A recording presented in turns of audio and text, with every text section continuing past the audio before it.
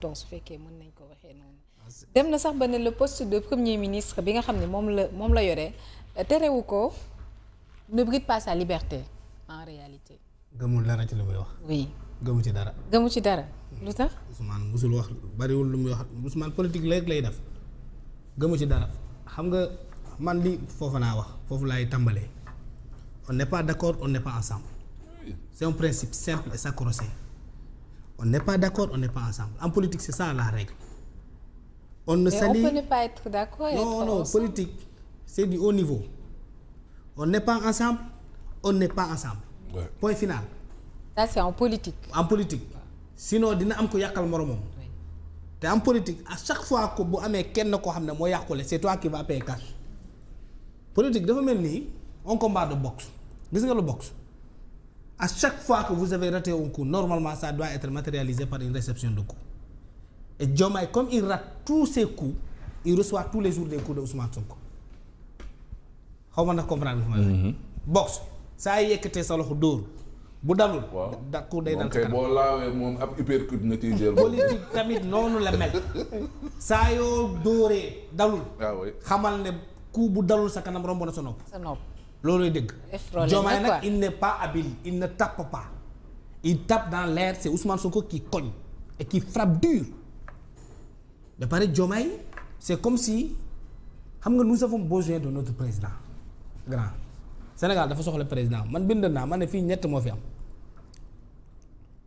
les Sénégalais veulent leur président dañ bëgg seen président ba léegi amaguñu ko am ñi bëgg seen président di ko xaar mooy waa Pastef di xaar Ousmane Sonko Diomaye bëgg a nekk président te amagul posture bi gis nga nuance bi réew bu duggee foofu rek mu ngi ci musiba bii pàcc nangu nañ ne kii moo war a nekk seen président ñoo ngi ciy dox nëbbatuwuñu ñaan ak Ousmane Sonko il frappe sur Diomaye à visage découvert musul am ci àddina même le président le plus faible de l'histoire du monde n'avait jamais accepté cela boo jëlee César en Grèce antique 1050 avant Jésus-Christ non 40 avant Jésus qui a remplacé maanaam boo jëlee nu mu tudd Auguste moo remplacé César Auguste il avait 17 ans gis nga ni Diomaye mel nii loolu lañ doon wax ci moom dafa sew dafa tuuti amul maturité politique mais ce Auguste boobu du Diomaye mii gis nga il était maanaam da doon feebar chaque instant day palu di crise comme avec Zelensky aussi. non Zelensky sax moom génnee moom it mais il a prouvé après. parce que il a prouvé oui. alors Auguste bu mu ñëwee xam ne gars yëpp dañ ko xeeb parce que day feebar fu mu toll. xam nga lan la def dañ leen topp ci lu ñu yaakaar ne ma noonu la mel mais muy lijjanti ci suuf muy tàppe benn par benn. waaw mais est-ce que du non mais Diomaye loolu la nekk di def Diomaye toog na 2 ans Auguste n'avait même pas pris 6 mois loolu mooy problème bi Diomaye toog na 2 ans te 2 ans yi jeex na léegi ci 3 ans. mais toogaay 2 ans bi discours bi mu yoroon. waaw ci première année bi Amadou su ma juumul. ma ne mu yor ci deuxième bi du benn parce que ci ci premier bi mu njëkkee génn jàkkaarloog journaliste yi lu mu waxoon je veux un premier ministre super fort. si ma toog nii na ko lorñe du moo ko waxoon. waaw mais Diomaye dafa évoluer xoolal xam nga na la def. dafa évoluer de la parole de la volonté de vouloir avoir un premier super fort à laisser Ousmane Sonko se faire d'un premier ministre super fort xam nga ndax dégg nga fi may wax da ko wax ne moom laa bëgg mu bàyyi Ousmane Sonko di doxalee noonu maanaam moom jege na ci wax ji mais jëf ji mu ngi ci parce que Ousmane Sonko noonu lay comporté wu c'est comme si Diomaye avait son premier ministre super fort fii lu Sonko waxul amul lu Sonko bëggul duñ ko am ci réew mi maintenant man dañu bëgg suñu président de la République gis nga le même ce discours de Ousmane Sonko là man ça ne m'enlève pas dans la posture que j'avais posture boobu c'est un deal sur la tête des Sénégalais ainsi de suite parce que mënuma d'accord wala ma gëm ne Diomaye mu ngi ci logique bu bëgg a récupérer mbir yi Sonko continuer di mel nu mu meloon soppeekuwul te dara xewul grand Fofana. Au Sénégal on a contesté la légitimité du président de la République na fi on parle de l'année 2025 xam nga lii Ousmane Sonko mel ni fan la kañ la tàmbale sénégalais moo amnésique dañuy fàtte. mu ngi tàmbali ci benn conseil des ministres bi fi amoon ci biir conseil des ministres ba Ousmane Sonko attaqué le gouvernement les directions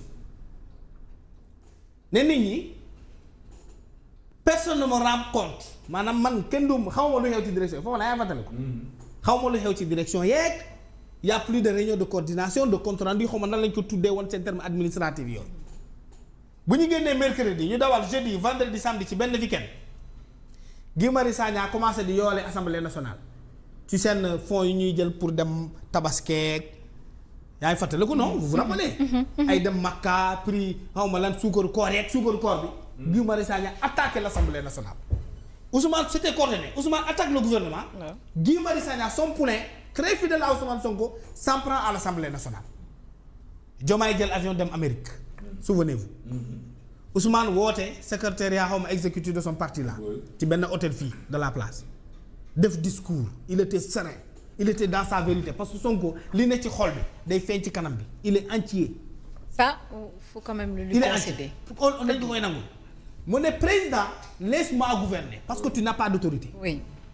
bàyyi ma gouverner ñu ne lu xew après ñu fel ci wey bëy Ousmane dafa am réunion bu mu daan bokk président de la République dañ ko ci rocc ci bokkatu ci. conseil d'état la xaw ma conseil de sécurité la woon dematu ci donc il n'a plus assez de regard sur ce qui s'est fait à la présidence de la République ci la attaqué l'entourage du président vous vous rappelez il y a des faucons au palais yi bëgg récupérer Diomaye di ko def looloo xam ne du principe bu parti bi ñoom lu ñu bëgg mooy ñu ñëwaat dans le parti di fi décider di ko yóbbu ci kaw parti état. lors du terrain meeting il a tenu parti état fa la ko njëkkee wax parti état bi commencé mooy communication parti ñun kii fan la bëgg a jëmee réew mi baa du parce que daa demoon Chine gis ne parti état moo fa nekk bëgg ànd fii affaire yi commencé naan rupture am na gars yaa ngi commencé xuloo mais Diomaye de l'Amérique su na kon yow la soxna si foofu ngay dàqee Ousmane Sonko parce que ce qu'on appelle le coup d'état ñetti étape la am ñaari yëpp c'était déjà ici amoon na ci réew mi coup d'état dañ koy concevoir d'abord ci bopp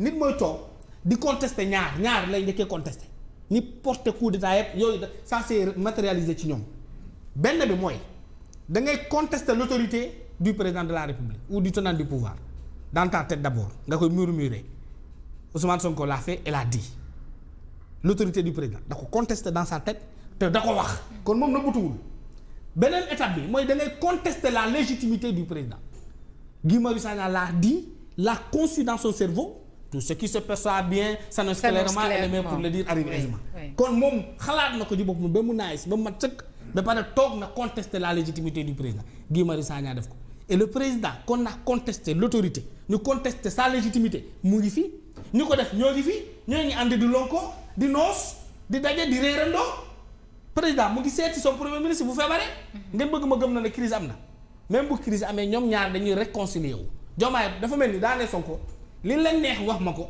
li leen neex defal man dinaa am doole baal la ci loolu la ñuy dund parce que jamais dans le monde un président de la République n'aurait accepté ce que Diomaye accepte avec Ousmane Sonko du ko nangu munoo contester sama légitimité populaire électorale ma bàyyi la nga nekk ci samay wet munoo contester sama autorité nga xam nga la moo defee matérialiser le coup d'état parce que trois étapes yëpp sensibiliser lañu. mais quand on dit Sonko mooy Diomaye mooy Sonko. non mais loolu gars yi d'accepter tout cela. gars yi ñoom nee nañ dañ na man nee naa demul. man de demul. man dañu ci man.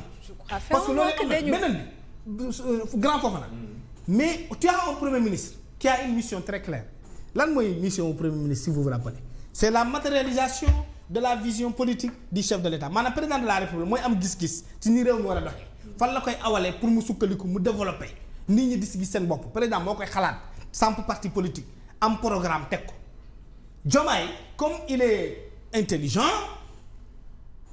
ne man awma vision politique awma benn livre solution bi ma binduma vision au Sénégal horizon 2050 defuma dara Ousmane Sonko moo bind livre solution ne solution réew mi mu ngi ci téere bii El Malick dem ci télé ne boo tijjee benn page Macky Sall bu tijjoon benn page ci livre bii mu lijjanti problème yi fi am yépp livre boobu xottiwuñu ko taaluñu ko les maisons d'édition yi ko édition ñëwoon répudié wuñu ko le livre n'a pas été retiré de nos rayons xam nga loolu évidence bu leer li am la Diomaye comme falu na amul vision amul programme amul dara loo xam ne nambaloon na ko réew mi mu woo ki nga xam ne moo yor téere solution du mu ñu wax yeneen livres yëpp de parce que après y a eu 4 livres qui sont sortis mais on reste sur le livre solution parce que quand réew mu amee problème solution la ñuy wut kon ñoo am nañ téere solution Diomaye comme dafa muus ne léegi man li yéen a yombal samay mbir mais damay woo ki yor solution bi ma woo ko mu nekk sama premier ministre.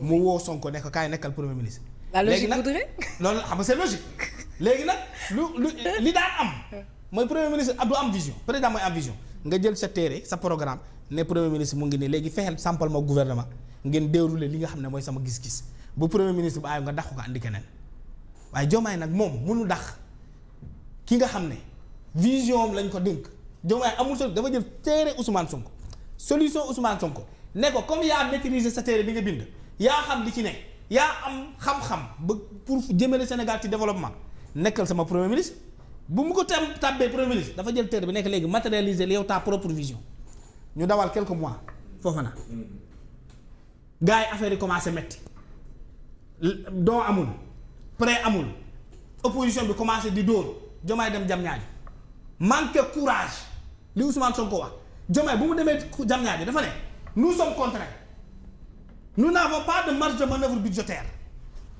mais président de la République tu as un premier ministre qui doit matérialiser ta vision pour nga bañ a nekk ak dund ci ay contraintes am marge de manœuvre budgétaire yi mat sëkk xaalis bi du bari mais li waroon am mooy nga jël Ousmane Sonko ne ko sëñ bi man dama jël sa programme jox la ko jël sa vision jox la ko jël sa livre solution dénk la ko nee na doxaloo kon amoo solution amoo vision dama lay dax. loolu mënul nekk. loolu la waroon def mais comme defu ko depuis lors ba nii ak tout ce que Ousmane Sonko a tenu discours fu saa yu Diomaye wax ñu jàpp ne wax na lu baax. waaw Ousmane Sonko xëy mabal loolu yëpp te du dem bu kese la. il a toujours fait. léegi ci dem bi mu génnee nii yaakaar nga ni il prépare sa sortie. kii waa sortie moom Sonko. non Ousmane Sonko daa bëgg a nguur du dem. demul. gérer gouvernement daa bëgg a nguur de sa waay am oto boo xam ne 2026 lay commencé. je pense que du cédé. non du dem jox ko keneen samp pour 2029. il ne partira nulle part. man en fait. bu dee ci nii nga ko xalaatee. Ousmane poste bu mu nekk bi jàpp naa ne que ça lui va bien. le poste de premier ministre. Oui mais parce que xam nga Ousmane kañ la bëggoon bon je veux dire kañ la waroon a bàyyi ba mu wootee le 8e googu. mais teeraab. ca la waroon bàyyi. vraiment. mais moom nee na puusul paas. waaw bu ne. puusul paas.